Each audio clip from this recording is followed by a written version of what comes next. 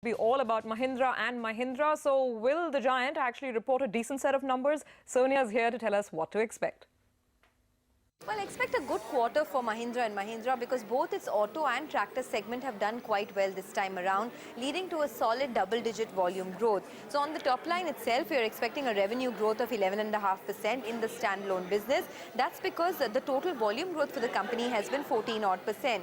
In the auto segment, its new utility vehicles like the KUV 100 and the TUV 300 have garnered a very good response. The demand has been strong there.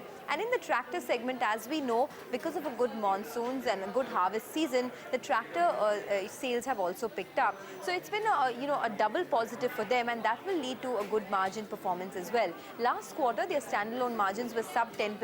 We're expecting it to get boosted to about 12%, 12.5% this quarter. So all in all, good set of numbers. Important to see what the margins are individually in the auto and the tractor business. Remember, last quarter, the tractor business margins fell to a 7-quarter low.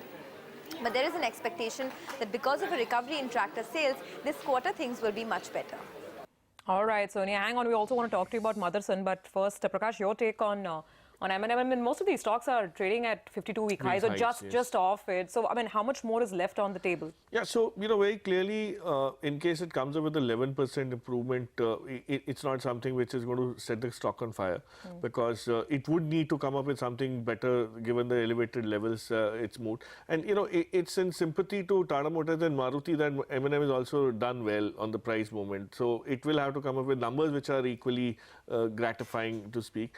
The trigger here for M&M going forward on a more slightly longer term basis is going to be whether they're able to successfully introduce petrol engines or not. If they don't do that, that's going to be, they're always going to be struggling.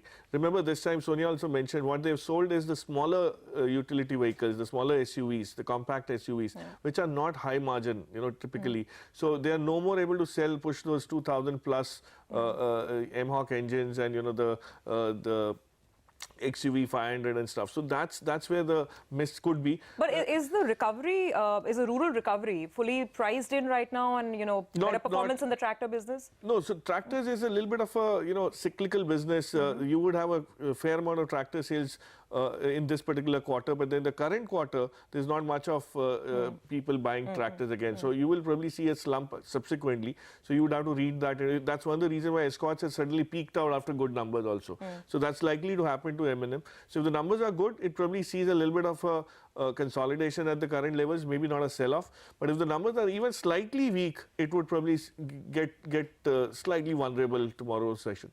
Okay, Sonia, back to you. So quickly run us through the Motherson expectations as well, please.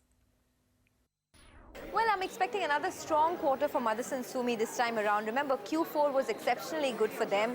Their European subsidiaries SMR and SMP have been performing very well, and we expect that positive trend to continue. So on the revenue front, a growth of 15% is what we're estimating. The margins, overall consolidated margins, could get to double digits versus 8.8% same time last year, and the profits could grow by about 30-odd%. Remember, for the SMR business, the rear view mirror business, Q4 was very strong. We saw the highest ever margins for SMR at 12.5%, and that clip could continue. But apart from the earnings, all eyes will be on two things. One, whether the company announces any restructuring or not. Remember, the CNBC-TV18 exclusive indicates that the company may merge SMR PDV, which is the biggest growth vehicle for the company, with Motherson Sumi itself. If that merger takes place, then it's a big positive for shareholders. So all eyes will be on that.